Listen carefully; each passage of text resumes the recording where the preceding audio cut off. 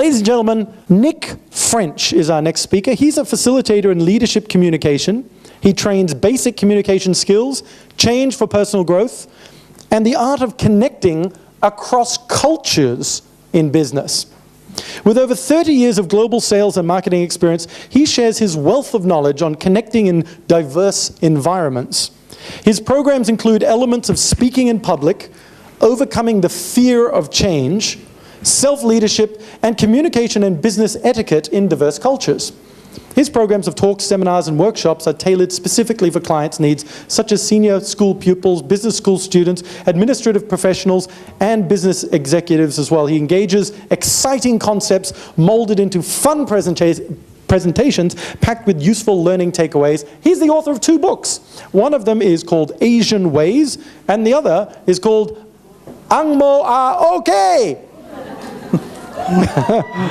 Which is good because we can say you're okay when he comes up. Ladies and gentlemen, a standing ovation please for the Ang Mo who is okay, Nick French. Thank you.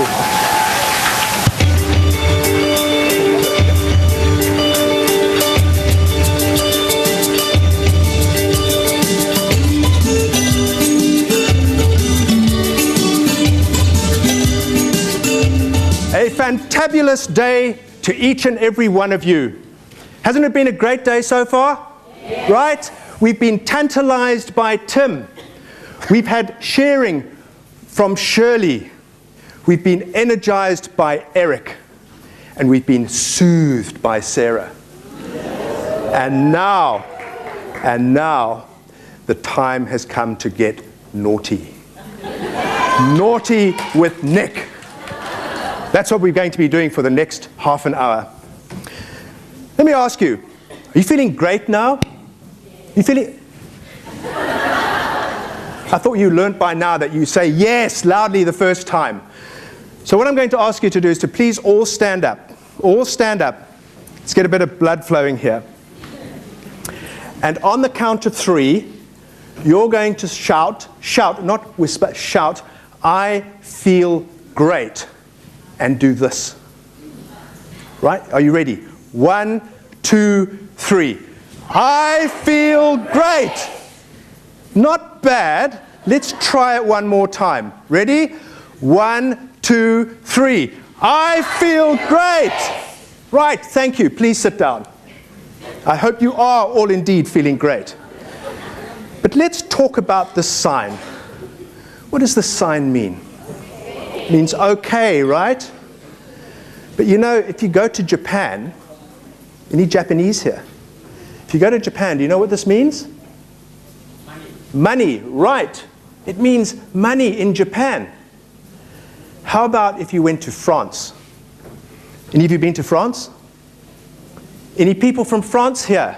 You know what this means in France? It means 0. This is 0 in France. Now, has anyone been to Brazil? Anyone been to Brazil? Do you know what this means in Brazil? You don't want to know. This is a very bad sign to give somebody in Brazil. If a Brazilian takes you out for a meal and he asks you, how's the food? And you say, it's great. That's giving him a very mixed signal. And if you want to know what it means, you can ask me at lunchtime. So you can see here we've got a bit of a cultural difference in just this simple type of body language. So how do you overcome that problem in Brazil? What other sign can you give? How about this? It's great, fantastic. Do you agree? You could give this sign. But you know what? If you're in Bangladesh or in Nigeria or some Arab countries, you don't give this sign. You don't indicate with your thumb, because that's also not considered appropriate. So you see, just simple actions like this across a cultural barrier can have an impact on a relationship. I mean, for the first half of today, we've heard about connecting with people by the way we speak, by the way we bond with them. But this has been mainly across one cultural level, amongst ourselves. When we have to deal across a cultural barrier, it becomes even more challenging. And that's what we're going to talk about today, is connecting the cultural dots to success. How we can connect better across cultural barriers. Now, you'd want to connect better with somebody. Why? Because of the relationship. That's what it's all about. That's what we're talking about today, is establishing and maintaining a relationship. So I'd like to ask you, why are relationships important? Just select a partner at your table and have a 2-minute discussion on what you consider the important aspects of maintaining a good relationship with somebody. Why it's important. Okay, please start. 2 minutes from now.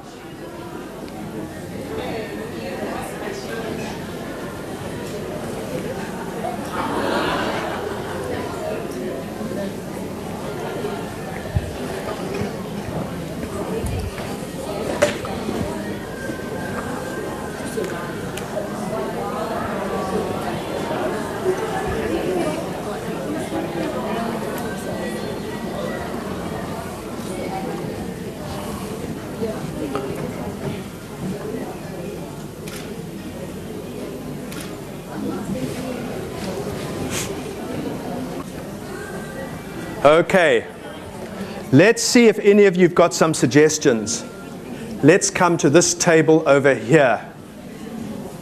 Any suggestions, any findings from your discussion? Anything you'd like to share with us? Together. Sorry? So that we could work together. Work together, very good, I like that. Very good, let's give this lady applause. Very good. What else have we got? Somebody from here. How about you? Any findings? Increase your well-being. Increase your well-being, having a harmonious relationship with somebody. Exactly. My answer to this is trust. Isn't this what we want to do? We want to build trust with people. Because the more you can trust somebody, the more they can depend on you and you can depend on them to get things done, to accomplish things. You'll feel confident that they're going to support you 100% because you have this mutual trust.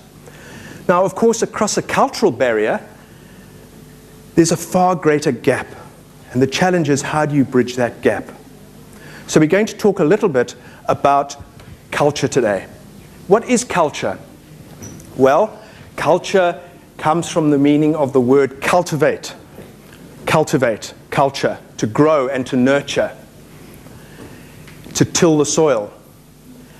And it's about mind programming of groups of people in particular areas. It's how we are hardwired in many ways. And often, those groups of people are different, especially from different parts of the globe. And interestingly, cultures emerge when they are faced with adversity. If you look at the way China emerged, and you look at the way Western Europe and the US emerged, they were both faced with different kinds of adversity. And the result of that, different cultures emerged, widely different cultures. We'll cover a little bit more of that later on. But what I'd like to share with you now is this interesting concept of cultural entropy. Now, entropy is actually a scientific term that I have pirated for my presentation. Entropy is the amount of disorder of a system, of people, for instance. The more different kind of people you have, the higher the entropy of the system. And what's driving this is workforce globalization. Everybody wants to get out there and make a difference for themselves. A lot of them listen to what Shirley had to say about change and trying to be more successful. And people sometimes realize that in their own country, they're not going to accomplish it by staying there. So they go somewhere else. Let's look at this. If you look at China, you know, in 2005, it was estimated that there were only 10 million foreign travelers out of China. You know, China used to have a lot of restrictions on travel. It was difficult to get a passport. By 2020, that number is expected to escalate to 100 million. And actually, in 2017, the largest airport in the world is going to be in Beijing. It'll handle 130 million people. At the moment, it's Atlanta in Georgia in the US at 92 million. So you can see there's going to be this fantastic ballooning growth opportunity for Chinese to travel. A lot of them are already there in the US and in Canada. You know, Canada's got a Chinese population now of 14%, and in the US it's around 5% and growing at 3% per annum. In Australia and New Zealand, a lot of Asians are emigrating there. And believe it or not, the capital city of New Zealand, Auckland, is now more Asian than Caucasian. Do you know that? Mainly because it's got a lot of students coming in from Asia. And interestingly, there's also movements between Asian countries. You know, a lot of Koreans go and study English in the Philippines because the English teaching system in the Philippines is good and it's cheap. And I think most of us know that a lot of Filipinos travel overseas and take on all kinds of professions. 25% of the Filipino workforce is outside the country, and the largest exporter of the Philippines economy is its labor. So you see, all these movements place greater challenges on us to interact with each other, to develop good relationships and maintain harmony across a cultural barrier where often we're not familiar with the other person we're dealing with. Now, culture's a bit like an iceberg. You know, an iceberg, 1/5 sits above the water and 4/5 sits below. And sometimes it's very difficult to understand somebody's culture. Above the water, we can usually see what's there, but below, it's not always so obvious. Let's look at what's above the water first. Typically things like language, you can tell by the language somebody speaks, where they're from, what kind of food they eat, the clothing they wear, and how they conduct themselves.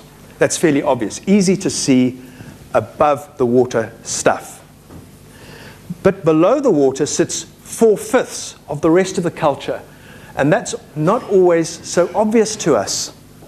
These are things that are a little bit more difficult to get a handle on, to get a grip of. Communication style, beliefs, attitudes, norms and values. Now, can you imagine if you bring your iceberg close to somebody else's and you don't have an understanding of what lies below the water, you're going to have an almighty collision. And perhaps quite a lot of damage could be done. You know, on Sunday, it was the 100th anniversary of when the Titanic hit an iceberg and sank. So it's quite appropriate that we're talking about this now. So what I'd like to ask you to think a little bit about, as I've given you a clue here, is how do you get this cross-cultural competence so that you can establish a relationship with somebody from another culture that perhaps you're meeting for the first time? I believe you need to have 4 attributes. 4. And they begin with A, K, R, and W. And I'm going to give you 2 minutes at your table to try and guess what these are.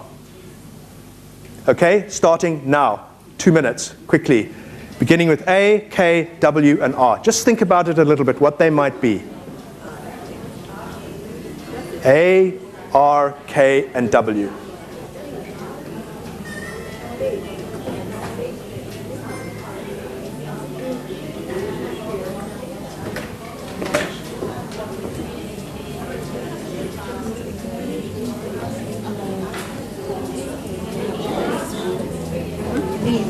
Very difficult.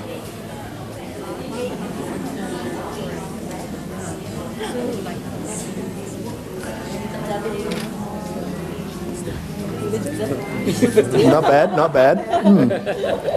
Oh, we've got some interesting ones here. Attitude. Oh, that's interesting. Good, okay. Oh, you got that there. Well done. Okay. Not bad. Somebody's thinking around here. Any luck here? Tough one, eh? Let's see what we have. First of all, A. Now, some of you out there had attitude, which I like, which is actually a right answer, but it's not what I have here. Awareness. Awareness. Right. Somebody had it over there. Well done. Congratulations.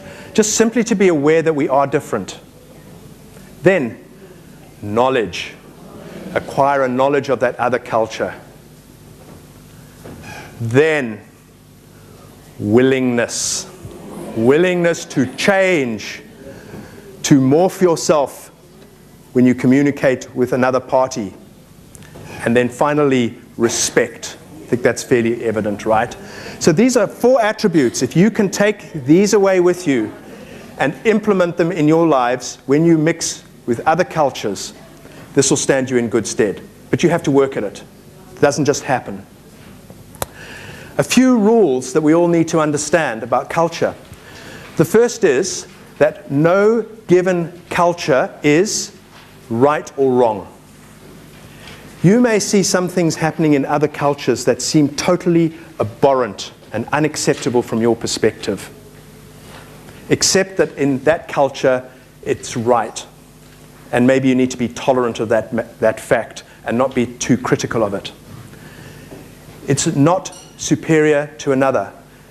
No one's culture is superior to another. You need to have that attitude. And culture is not an exact science. You may say somebody comes from Singapore, but within Singapore itself, there's different kinds of culture that you need to be aware of.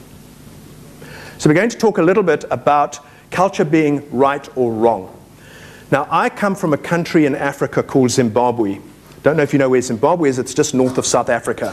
When most people in Asia say to me, where do you come from? I actually say I come from South Africa, which is actually my home base now.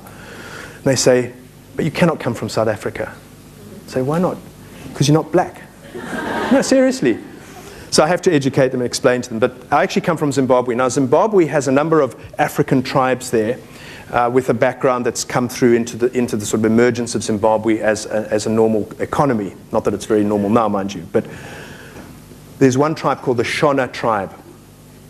And there was an event that happened in Australia not so long ago where the ambassador, who is a lady, the Zimbabwean ambassador to Australia, based in Sydney, did something wrong from the Australian cultural point of view. But from her own cultural point of view, in the Shona culture, it was perfectly acceptable. You know what she did? She was unhappy with the performance of her male colleagues, so she called them into a room and she stripped down to her underwear. She did that. She actually did it. It was reported in the press. Robert Mugabe, the president of Zimbabwe, had to recall his stripping ambassador for the simple reason she did that. Now, would some of you ladies do that? Would you do that? I don't think so. But this happened, and it says here, for an older woman to remove her clothes in the presence of younger males is regarded as an act of protest that is highly insulting. Can you imagine that? This blew me away. So it just shows you how sometimes very strange things can happen in different cultures. Then we also need to look at how cultures differ in a particular country. So take, for example, age. If you're looking at an older individual, the chances are they're going to be holding on to some of the more traditional values and norms and beliefs of their culture. Would you agree? I think most of you, if you look at your parents, will see that your parents are a lot more traditional and conservative than you might be. The region from which you come from in a country may be different. And also your upbringing may create a different kind of cultural expectation on you. Younger people have a different outlook on their culture than their older parents do. But let's take the example here of region. This is China, the eastern seaboard of China. Now, I'm sure many of you have been there, you've got ancestors there. I used to travel there quite frequently from south to north. Now, it's very different. I found people in southern China a lot more business savvy, keener to get business going, and perhaps not so focused on relationship building. But in the north, if you go up to Dalian around there, you have to work a lot harder at relationship building. At least we found we had to do that. And of course, up there it's very cold, so what happens is everybody drinks a lot. And my liver always used to take a pounding when we went up to northern China because I had to drink so much to maintain relationships. And if you move from east to west in China, you go from typically what might be a Buddhist Taoist culture to a Muslim culture in Xinjiang province around Urumqi. So just in one country, you've got a totally different cultural set. So one needs to be mindful of that. So why are we different? What makes me different from you? Why are we different? I'd like you to think of 3 things that contribute to a difference between my culture and yours. Put them down there. They're fairly obvious. Just let's take 1 minute, talk amongst yourselves, try and jot some ideas down. I'd like you to think about this. So you learn by doing rather than me just telling you. Think about it a little bit. I've already given you some hints in the earlier slide. Think about it a little bit.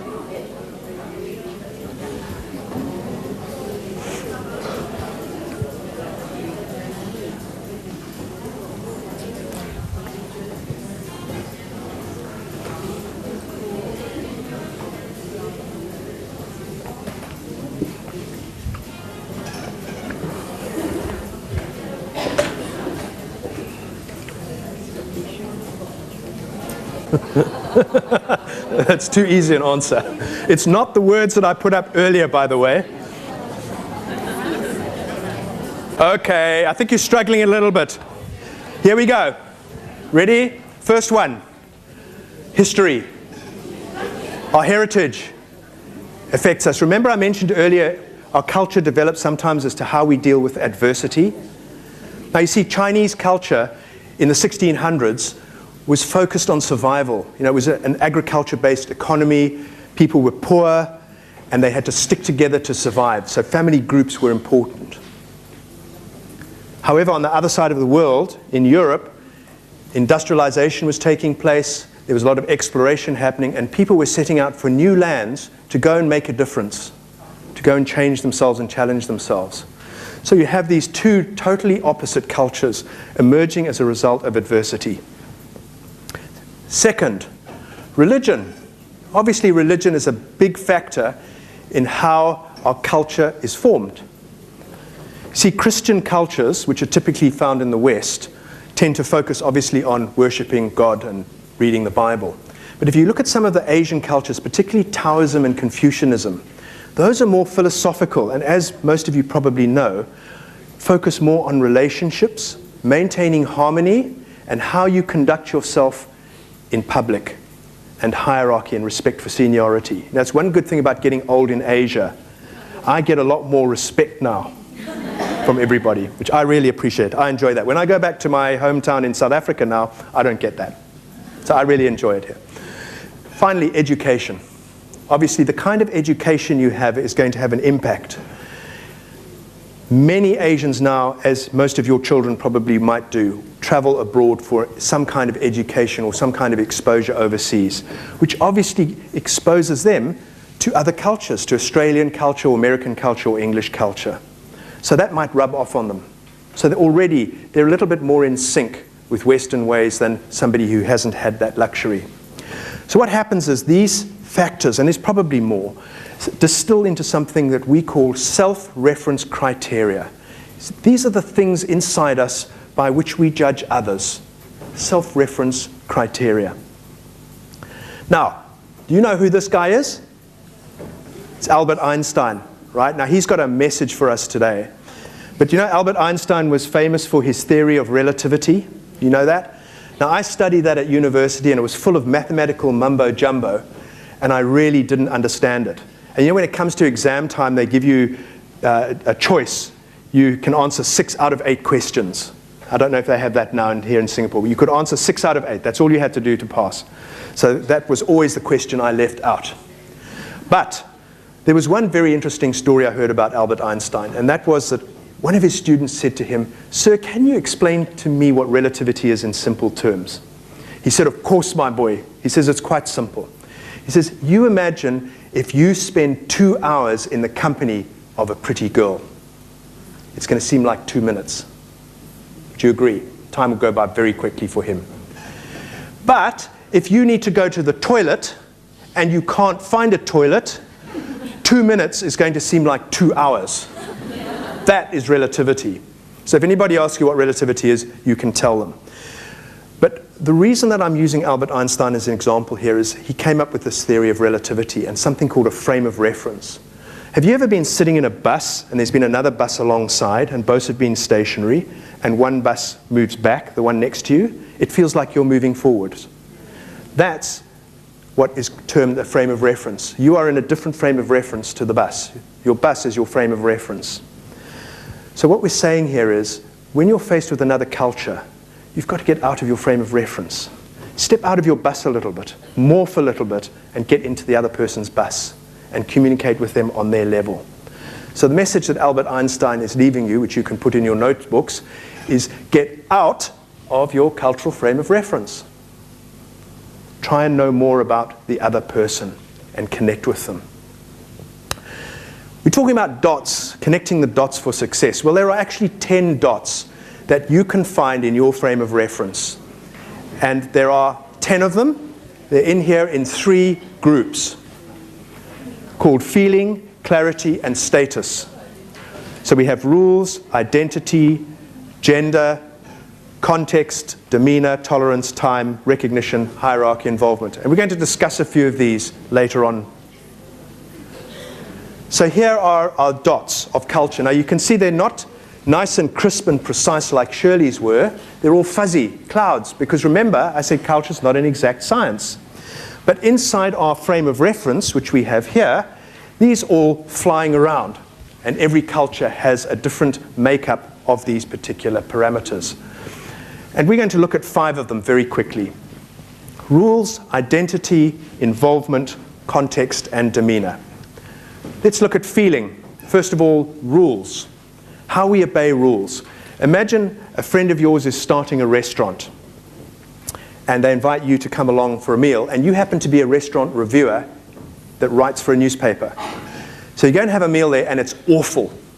So your friend says to you, please give me a good write-up in the newspaper. So would you? The meal was awful, you feel you have to report it as such.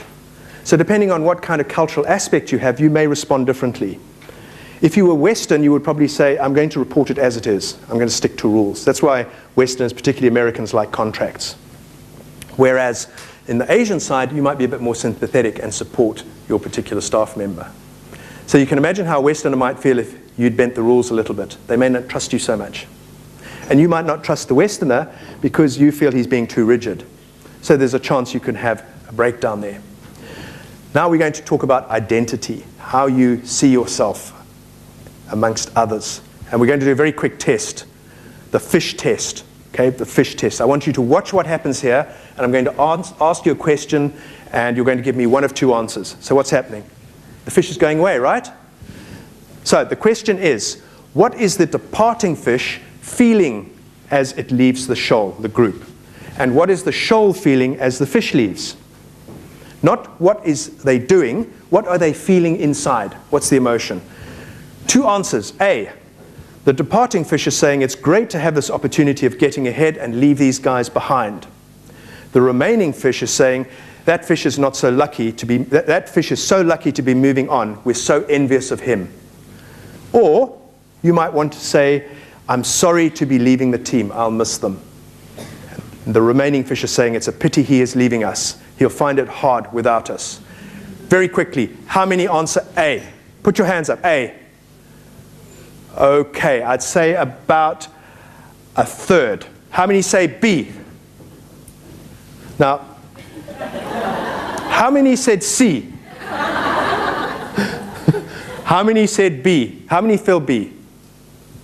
Not very many, okay? But actually, that is a typical Asian response to that question.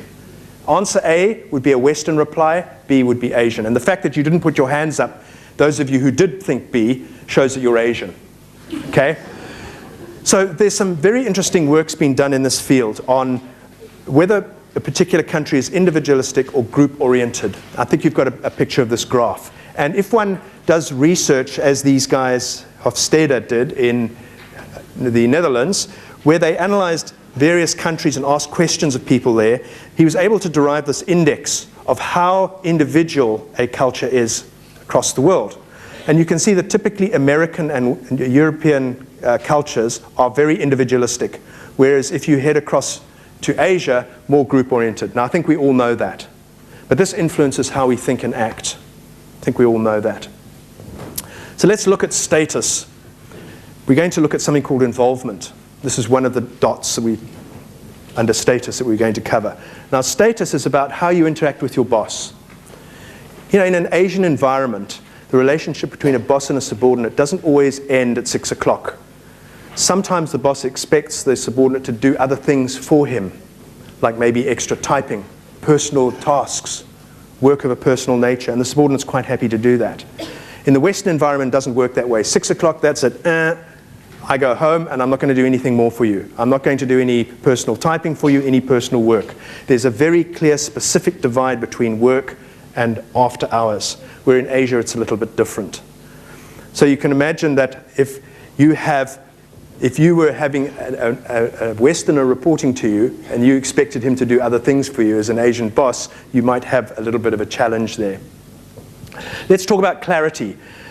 let's have a look at something called context, and I need 2 volunteers to come and do a role play. Okay, we've got one over there and another one over there, another Caucasian lady. Please come up and join me here. We're going to do a very quick role play.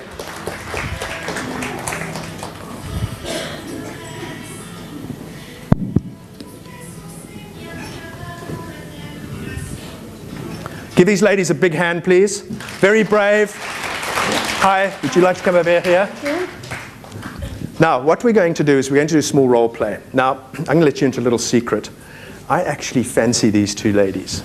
And I'm going to ask them out on a date. And I want you to listen to the response that they're going to give me. Okay? So the first lady here, your name is? Liz. This is Liz. Now, Liz, would you like to go out for dinner with me on Saturday night?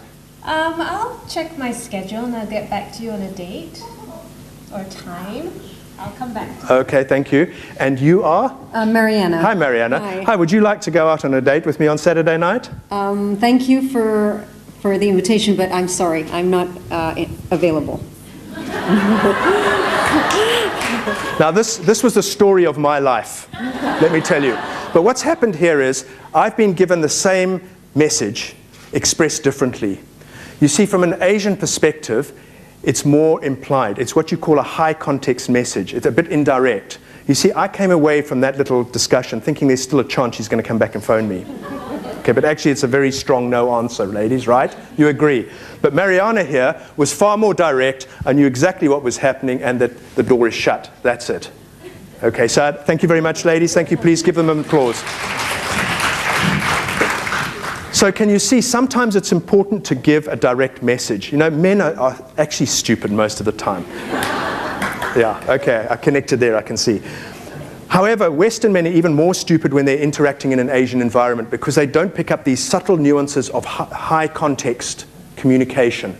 Vague messages to them sometimes mean maybe yes is still forthcoming. You know, a favorite Japanese phrase is, that may be difficult. Okay, now in Western context, that means, okay, maybe we can talk about it and do something. But actually Japanese, no, that's it. Game over. So if you're communicating with a Westerner from an Asian perspective, try and be more direct. When you have your job performance review, feel that you can speak up and be a bit more direct because they'll appreciate it. Next, we're going to talk about demeanor. Demeanor is how you present yourself. I think Sarah touched on this a little bit, how you use your voice with power or softness when is necessary. And I'm going to share with you this picture. Look at these 3 handsome guys here. These are members of the Italian rugby team at the World Cup last year, singing their national anthem before a game. Now, how many of you had any interaction with Italians? Okay, Italians have a very interesting demeanor. In fact, this guy was so emotional he was crying. He wasn't afraid to show his emotions. And Italians are probably a perfect example of the ultimate Western demeanor, because they speak loudly, they use a lot of body language, they wave their arms a lot, and they get quite emotional. Now, remember the cultural rule? No culture is right or wrong. Because in their culture, that's the way they get their message across. They're so excited about what they want to say that they like to speak loudly and interrupt from time to time. You know, there was some research done of Japanese women about which Western nation has the most romantic men. Well, I can tell you it wasn't South Africa. It was Italy, because the guys show their emotions so expressively. Bellissimo, you know. It's wonderful to watch Italians in action. And Sarah's mentioning about voice tone. We're talking about inflection, how you raise the volume of your voice, lower it to make an impact. So if you look at a typical American, European way of speaking, it tends to be the way that I'm speaking now. But if you look at Italian, which is Latin, and sometimes some of the other Latino cultures like Spanish and Portuguese and South American are a little bit about like this as well. Very excitable and up and down and waving arms. So if you want to communicate with an Italian and make him feel comfortable with you, why not do that with him? Because you can see the typical Asian voice is very monotone and it doesn't convey a lot of emotion and sometimes a little bit boring la. Okay. So just remember that. So we've touched on 5 of the 10 dots, how you can perhaps connect a little bit better across cultures. We've looked at the importance of relationships and especially across cultures as a way of building trust. We've looked at rules, identity, involvement, context, and demeanor. So I encourage you to think about that, particularly the whole aspect of context. Now it's time for lunch, and I have one more request of you. If I come up to you at lunchtime and say, would you like to go to dinner with me on Saturday night? What are you going to say? Wrong! You're going to say, sure. What time? Thank you very much. Back to you, Tim.